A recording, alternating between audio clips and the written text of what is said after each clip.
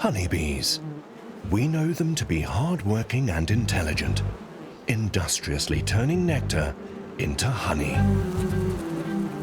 But until we started to exploit them for our own purpose, honeybees were just one of the many different kinds of bees in our countryside.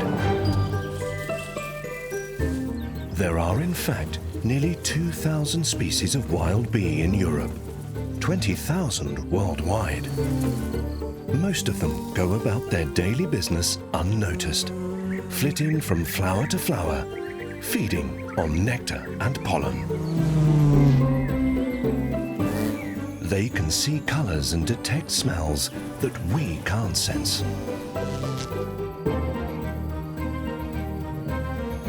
But have these humble bees other hidden talents that we've overlooked? And what's the secret of their success?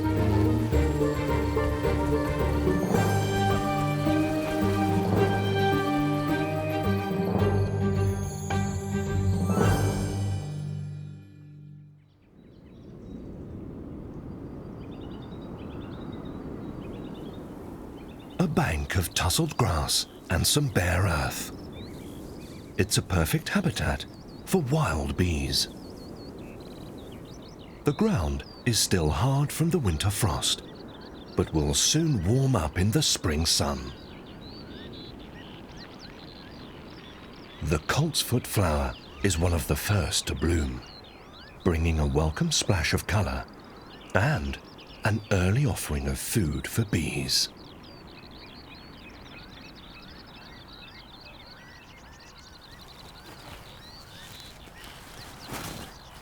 Solitary bees emerge from their burrows. They've spent the winter asleep and now need to refuel their bodies. They're soon covered in pollen. It's an age-old exchange. The bee carries the pollen from flower to flower and in return is rewarded with sweet nectar. The pollen literally jumps from flower to bee, and it's all down to static electricity, which the bees pick up in flight.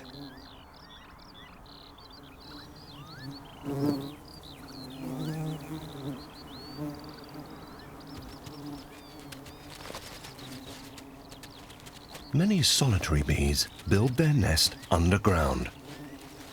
The female excavates a hole in the soil into which she'll lay her egg. She also exudes a strong perfume that is irresistible to males.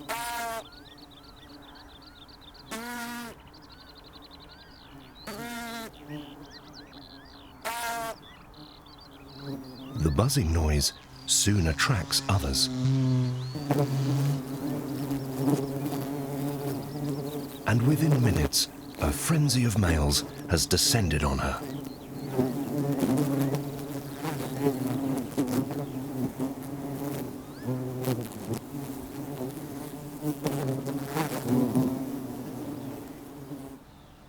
Not all solitary bees nest in the ground, and many will happily move into man-made accommodation.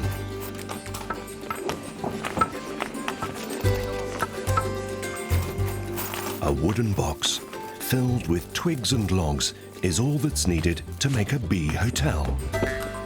The rooms are simply holes drilled into blocks of wood. Erected in early spring and facing southwards, it won't be long before the first guests move in.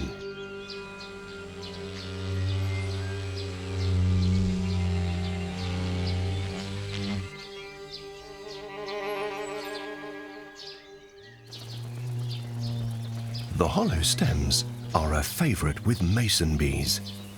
They patrol the nest holes, waiting for potential mates.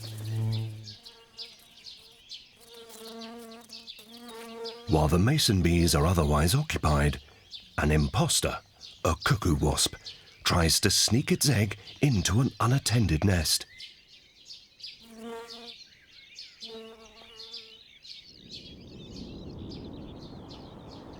Not far from the bee hotel, Another, more dangerous intruder is about to emerge.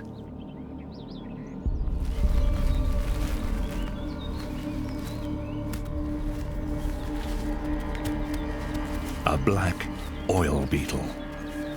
It's bad news for bees, and it has a voracious appetite.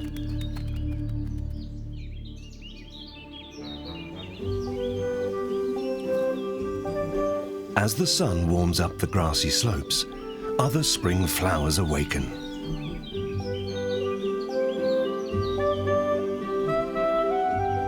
Unfurling their large, colourful blooms, their aim is to attract the attention of insect pollinators.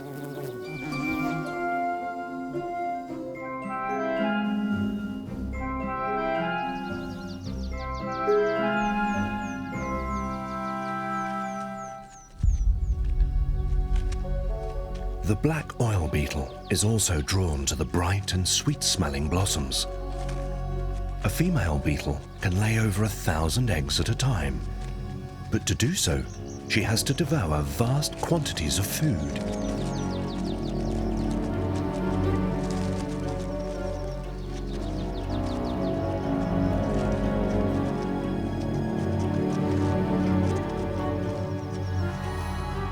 She heads straight for the most nutritious parts of the flower.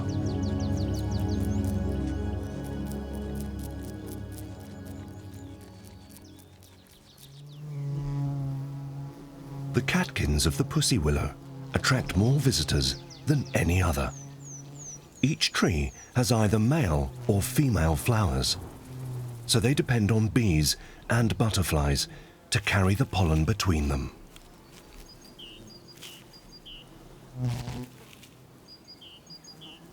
But not all pollen makes it to the intended destination.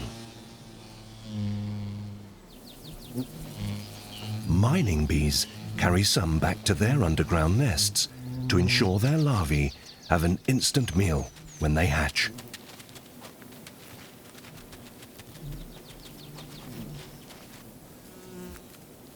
Meanwhile, the female oil beetle has picked up a passenger. The smaller male will hang on to her back until he gets the chance to mate. The mining bee has little idea of the danger her larvae could be in.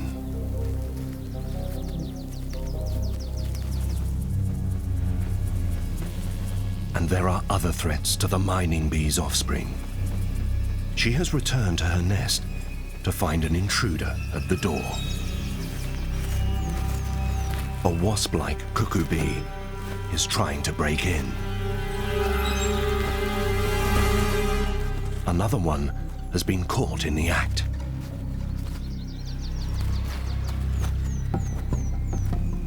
Cuckoo bees don't build nests of their own, but like their namesake, try to sneak their eggs into those of others. They're waiting for an unguarded moment when they can slip inside. Many of these parasites only target one kind of bee. This red blood bee is homing in on the nest of a plasterer bee. But she doesn't know that the female is inside.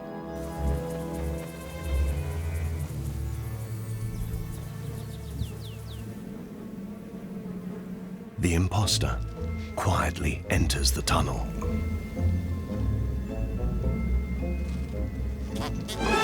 And comes face to face with the owner.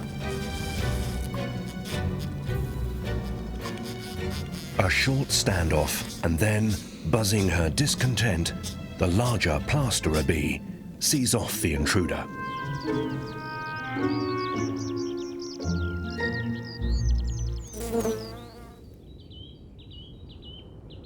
Early morning frost still cloaks the ground, but each day heralds the arrival of more spring flowers.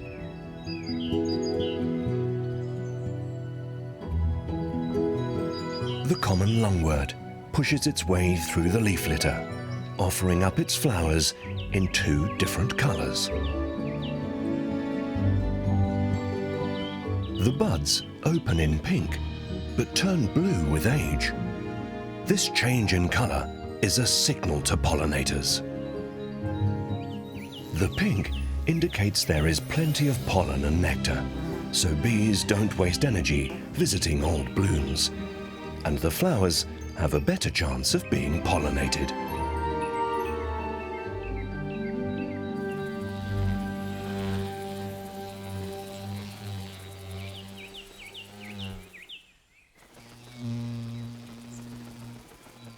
Bumblebees are among the most active in early spring. Their thick furry coat providing good insulation.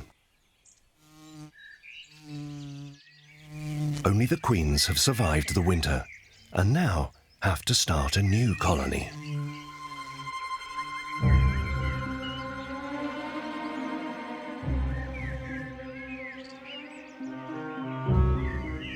She searches the ground for a sheltered spot.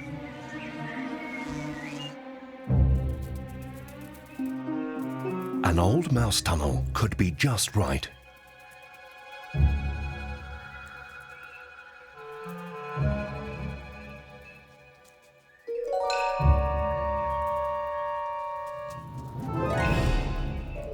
But the owner has not yet moved out.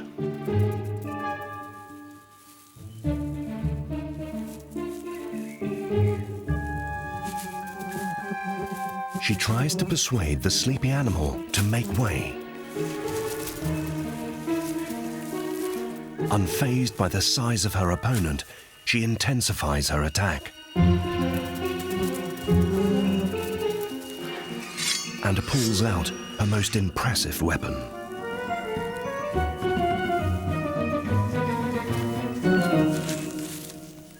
The mouse has had enough.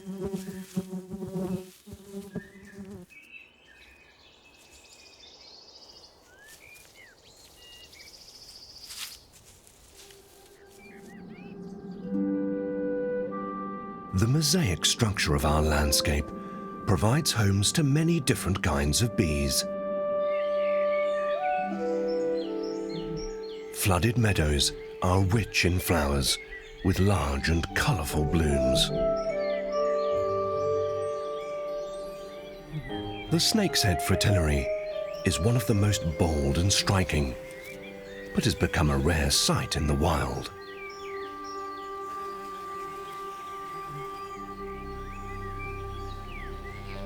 The red mason bee is dwarfed by the huge flower heads, but a single one will provide it with ample nectar for the day. Each petal has its own gland that produces a sugary liquid.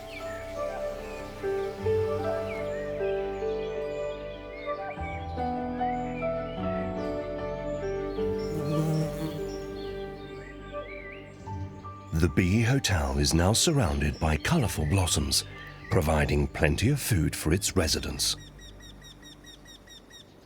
The old orchard trees have catered to generations of bees and depend on their services. The open shape of the flowers makes them easily accessible.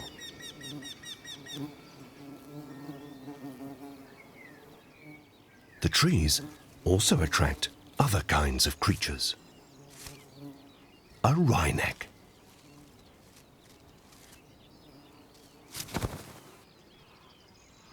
The apple tree has to receive pollen from another tree if it's to bear any fruit. Each flower that is fertilized will produce an apple.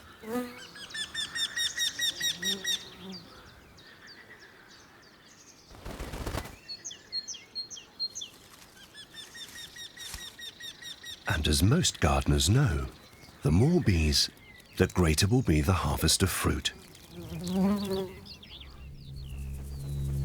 And there is plenty of pollen left for the bees to take some down into the nest to provision their young.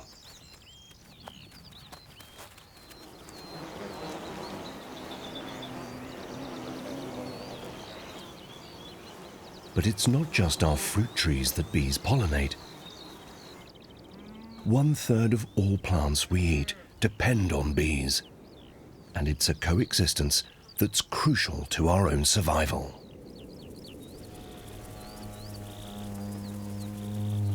A minaret of mud. It's the entrance to a sweat bee's nest. The long and narrow tunnel entrance safeguards from intruders. But not from all. A large bee fly powders the tip of her abdomen with fine sand to camouflage her secret weapon. The furry fly is easily mistaken for a bee, and maybe this allows her to make her approach unnoticed. She's looking for the burrows of ground-nesting bees.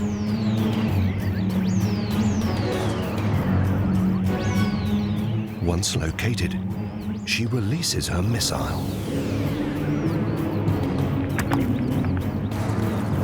She catapults her egg with fine precision into the entrance of the nest. If successful, her young will hatch inside and kill the owner's young.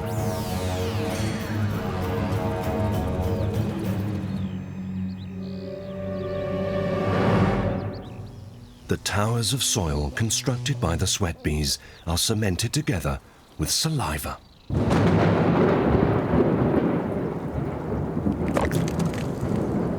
The industrious bees are not put off by the impending rain.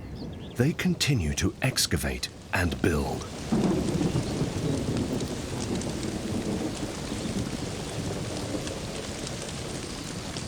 The downpour does little damage to the earthen mounds.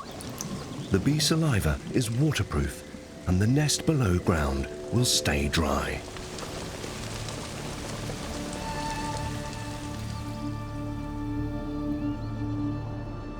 These sweat bees live in colonies of hundreds of individuals and work together to raise the next generation.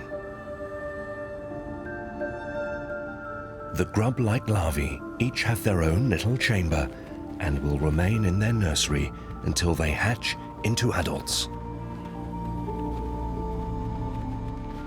In charge of the colony is a queen that looks little different from the workers, but unlike them, she will live to be 6 years old, a formidable age for a bee.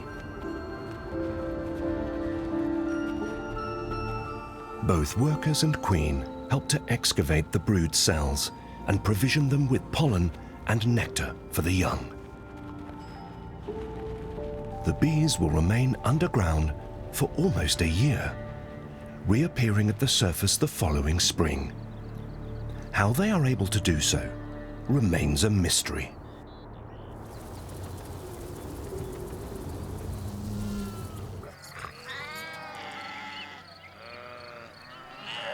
The grazing sheep pose little danger to the sweat bees. In fact, they keep the grass short and allow the sun to warm the ground, which the bees need for nesting. Far below the surface, they are safe from the trampling hooves. But without grazing by livestock, many wild bees would not survive.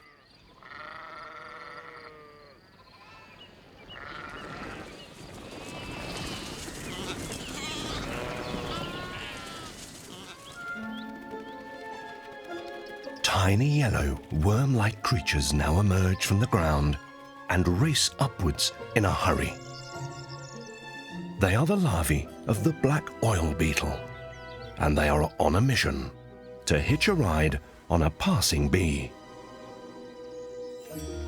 They head up to the highest point, the flower heads, and lie in wait for their quarry.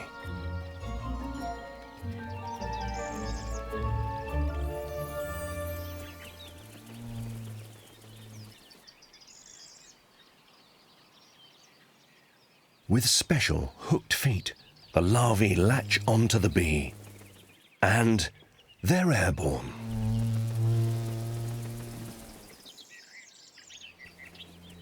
With a bit of luck, they've even picked the right kind of bee.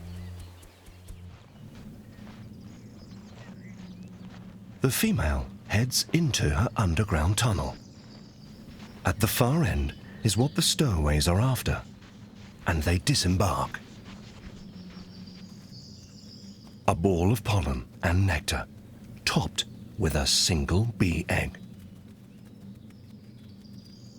But it's only enough for one larva.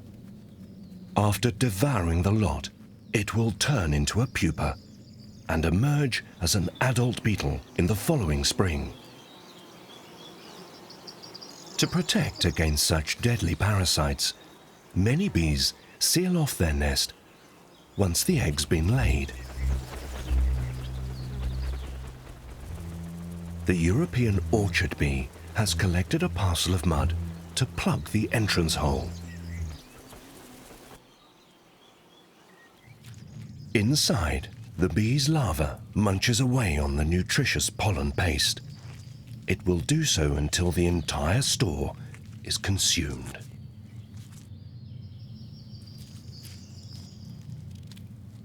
Each cell is packed tight with food and contains just a single bee larva. Inside their chambers, the small grubs are safe from predators and continue to grow for around 60 days.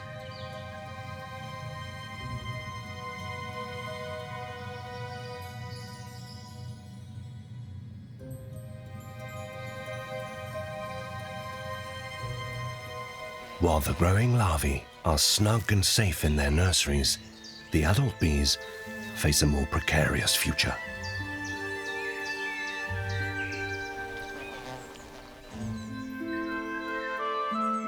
A white crab spider sits almost invisible on a white flower. It waits patiently. A large bumblebee may be too much of a mouthful.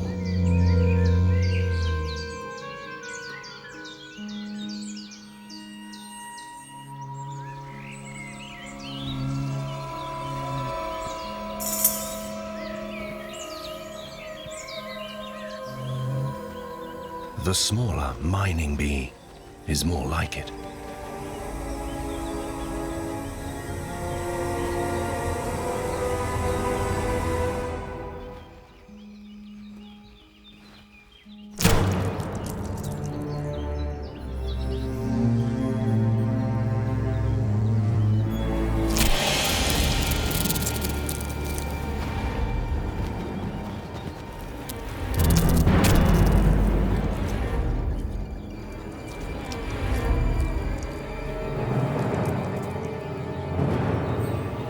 She injects her victim with a venom.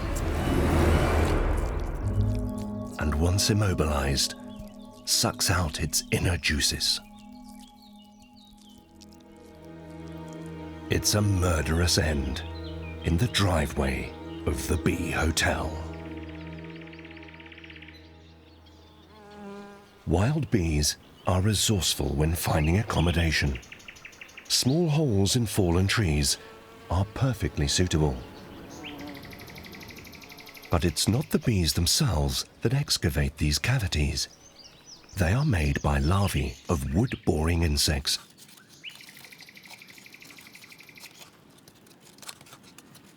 This longhorn beetle has spent the last 2 years as a larva inside the oak tree, feeding on its dead wood.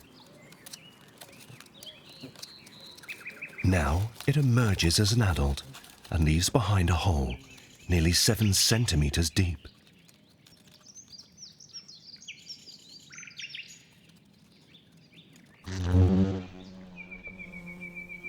The vacant home is immediately spotted.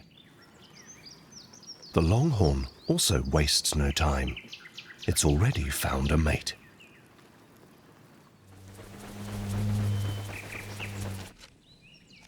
The house viewings continue. Each prospective owner wants to find the perfect fit. But not all bees favor wooden homes. Some prefer more unusual constructions, and to find these requires a little ingenuity. An empty snail shell. But first, it has to be maneuvered into position. It's no easy task for a small bee like the red-tailed mason. And there's no point in persisting when the fuel gauge is low. Best to first replenish the energy reserves.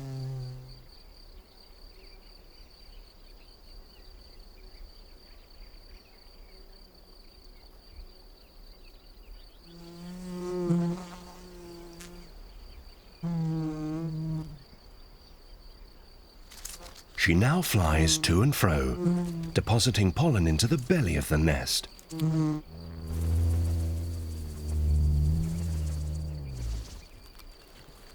And then the hardest part of the procedure. Small stones, many times the bee's own weight, have to be placed at the entrance to keep out intruders.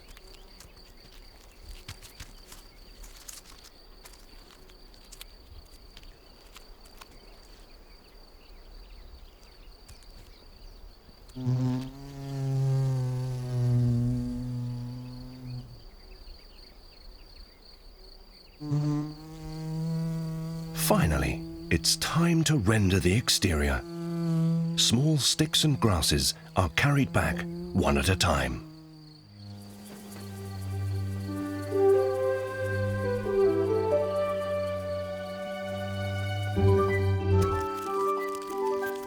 She covers the nest with a thatch of dead grass to hide it from predators and protect it from the elements.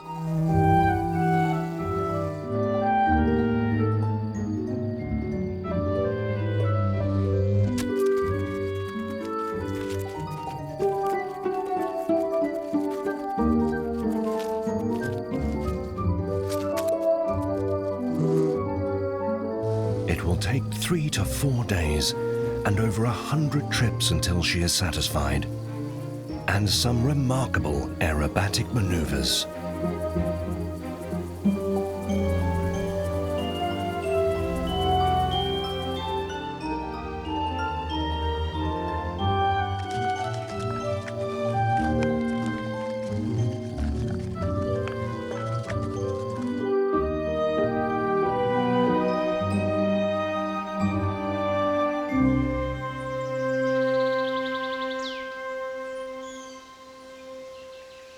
This oak tree's leaves are riddled with holes like a Swiss cheese.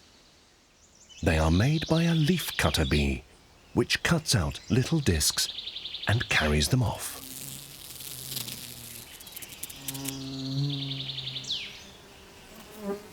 She is heading for the bee hotel.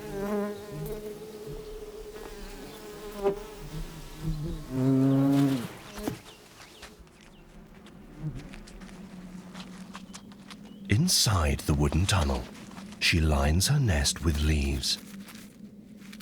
Then she glues them together with saliva to build individual nursery chambers. Each cell is separated from the next by more leaves. And as usual, the larvae have an ample supply of pollen by their side. Next spring, the newly emerged adults will chew their way out of the nest.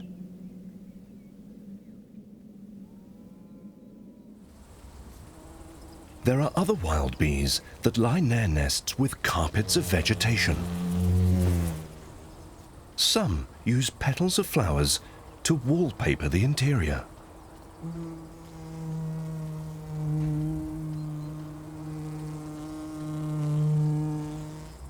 The larvae are unlikely to appreciate the colorful decor, but it provides stability to the nest and may help to keep it moist and clean.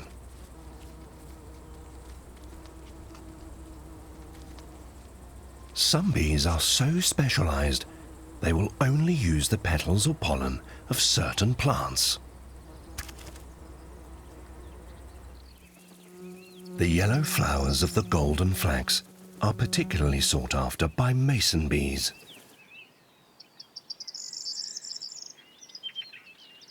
The female selects a suitable petal and slices off a piece with her sharp jaws.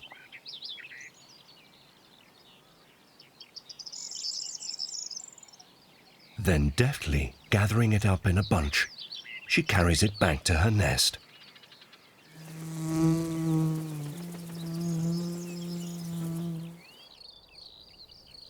These red poppies also carry the sign of a bee invasion. Another flower and another kind of bee.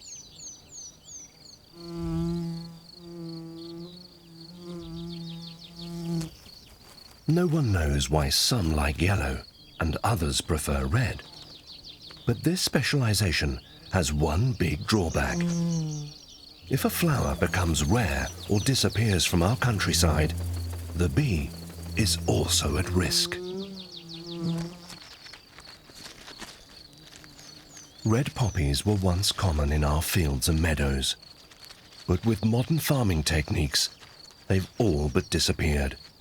And for this mason bee, that could spell trouble.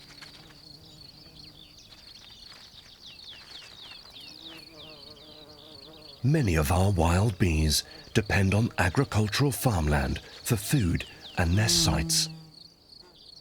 But changes in traditional practices have greatly reduced wildflowers within this landscape, and many bees are struggling to survive. But one bee's fate has changed more dramatically than any other.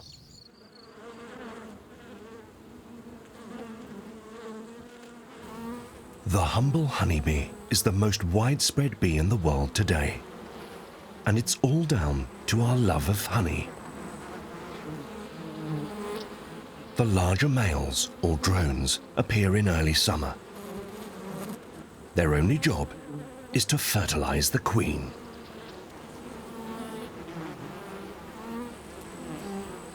The drones live just a few short weeks. By the end of summer, they are evicted from the colony. Weak with hunger and lacking a sting, they make easy prey for small hunters.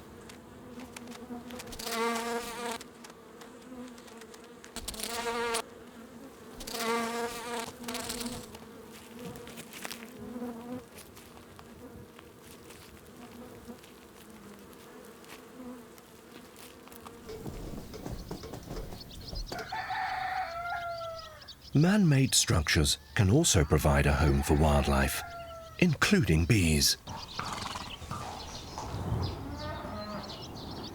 An old barn like this has many hidden nooks and crannies, perfect for nesting solitary bees.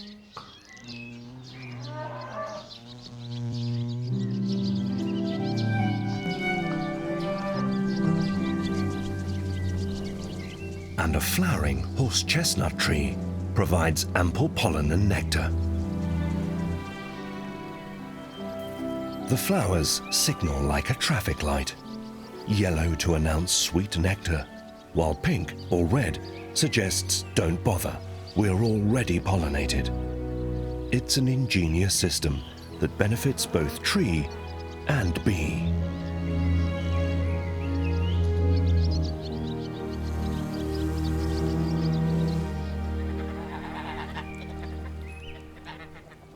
An old farmhouse with plenty of flowers is the perfect habitat for wild bees. The purple blooms of the catmint are a particular favorite. And not just with bees. The catmint or catnip is native to Europe and so named because of its appeal to cats.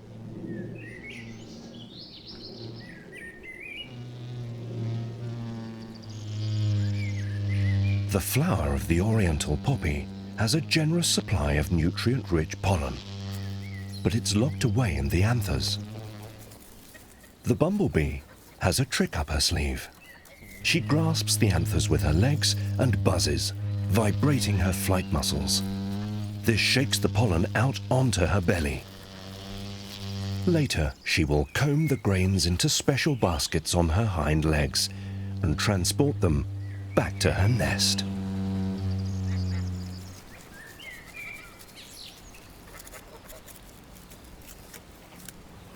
Most bees feed mainly on nectar and very little on pollen, but bumblebees are an exception.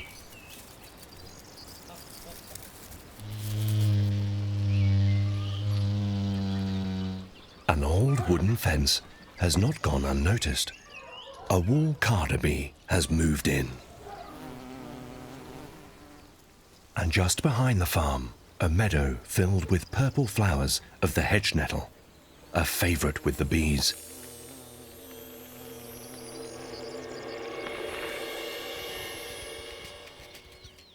The thick, sharp spines on the male's rear end are an indication of his fierce nature.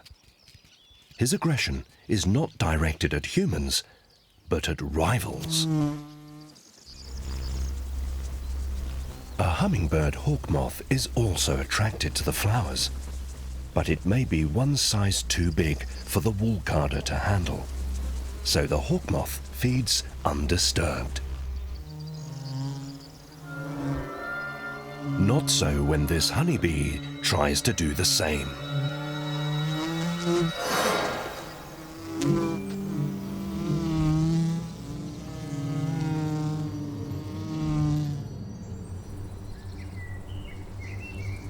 The wool carder is one of the largest wild bees, and the males are fiercely territorial.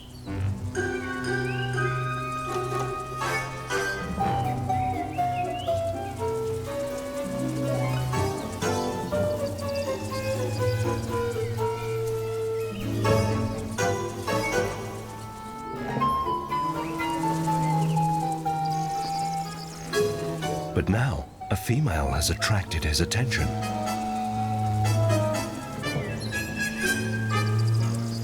And mistakes his amorous advance for an attack.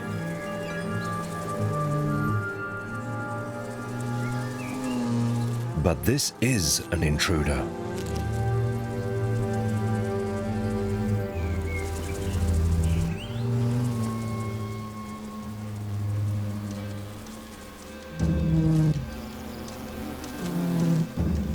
Quick stop to refuel.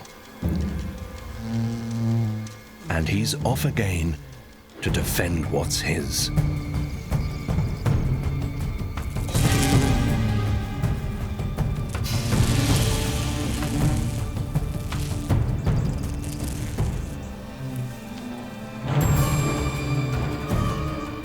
He launches a direct strike at his rivals, trying to dislodge them.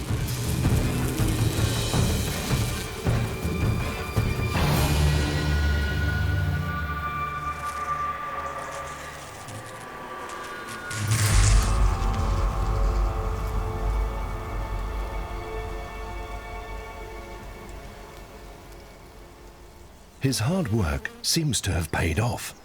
He's earned his reward from this female.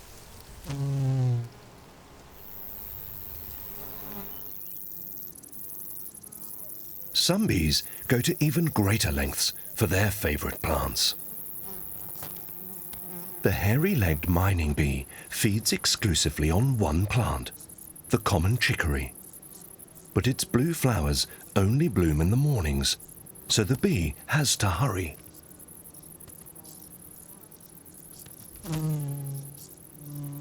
She has just 4 hours to collect all the pollen and nectar she needs.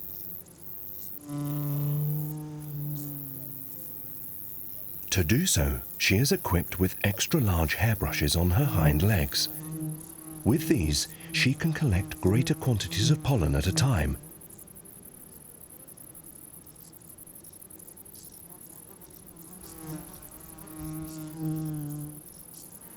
A prospective suitor makes an advance, but has little success. She's not interested and has other things on her mind. At midday, she returns heavily laden to the nest one last time. With food supplies shut down now, she'll have the rest of the afternoon off and can take care of the interior decoration.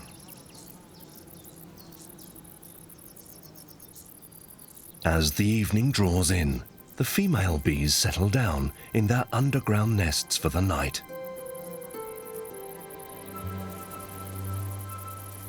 Only the males remain outside.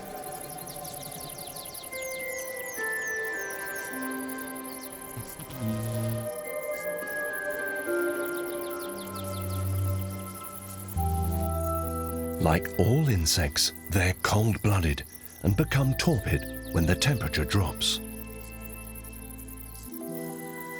Some latch on to grass stems with their jaws and remain suspended like this for the rest of the night.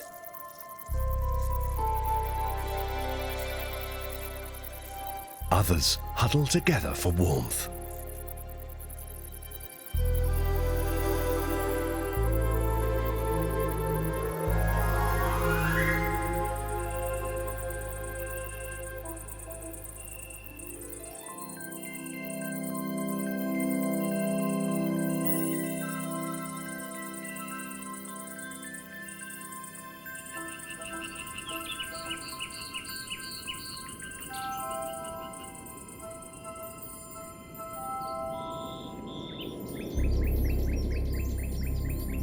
It's dawn, but the air is still cold.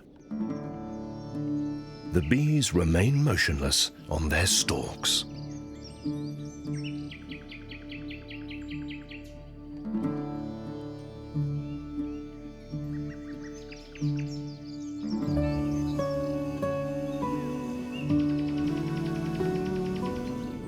The early morning sun burns off the last of the lingering fog.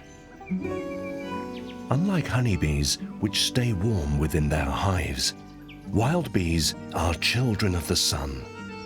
They need its warmth to breathe life back into their little bodies.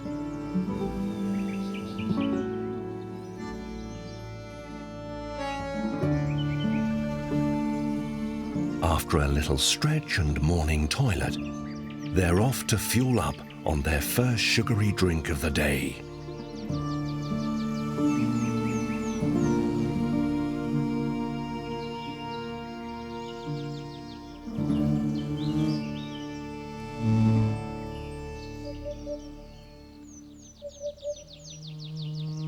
The long-horned bees head straight for the tall spikes of the tufted vetch.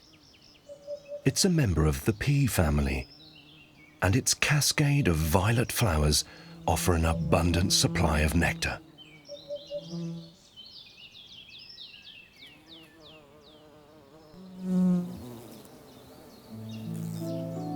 Other plants nearby also vie for the attention of pollinators. A bee orchid unfurls its enticing bloom.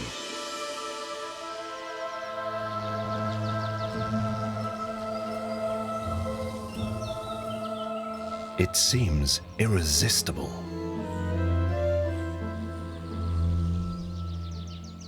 But the bee has detected the deception.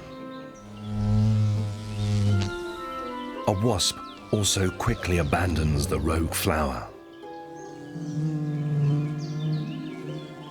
Bee orchids are mimics whose flowers closely resemble the furry bodies of bees. This one also produces a sex pheromone, similar to that of a female long-horned bee, and the trickery seems to work.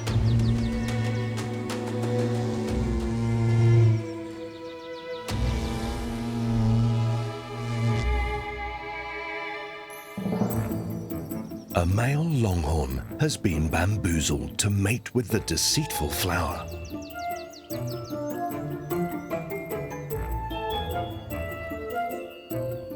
As he nuzzles up to her, his head pushes against the anthers and picks up the packets of pollen that stick to him like yellow horns. He has been duped without any reward at all.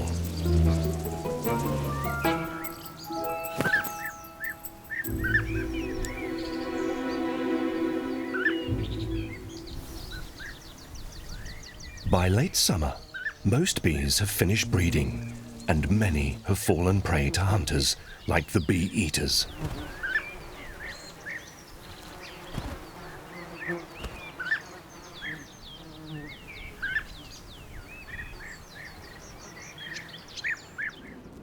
But some plants flower late in the season, and they also need to be pollinated. So there are bees which emerge and start their breeding cycle later than most. An exposed bank of soil is ideal for ground nesting bees. And southern Europe's vineyards are dry and warm, even in late summer.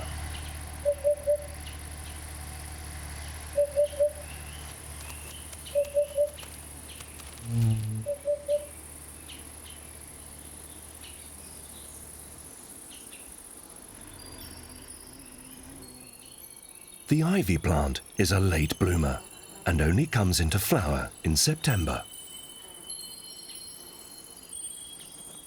But there is a bee that has timed its entire life cycle around this event.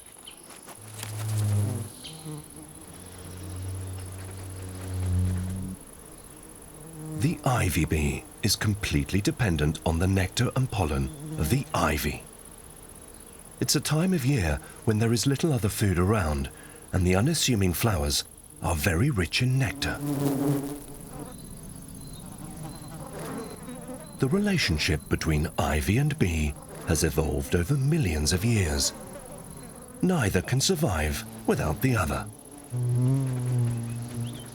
But even now, there are enemies around. The bee wolf is a digger wasp that specializes in killing bees.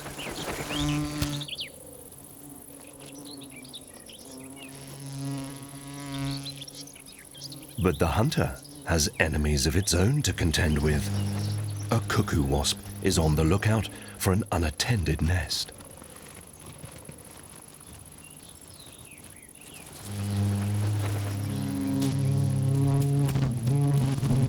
The brazen intruder is quickly seen off.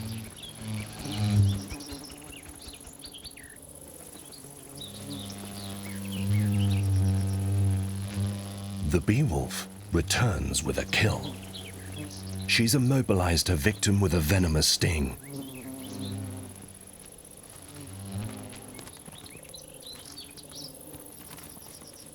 Once underground, she will embalm the paralyzed bee with an antifungal secretion, so it stays fresh longer. One bee will be enough food for a wasp larva until it emerges as an adult. Wild bees need very little to survive. Some bare ground, a few flowering plants, and a little bit of sunshine.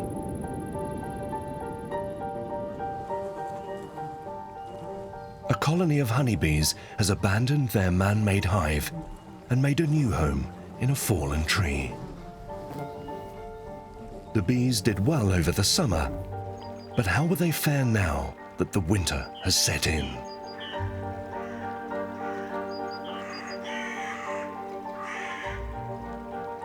The colony has fallen silent. The bees have turned into icy sculptures.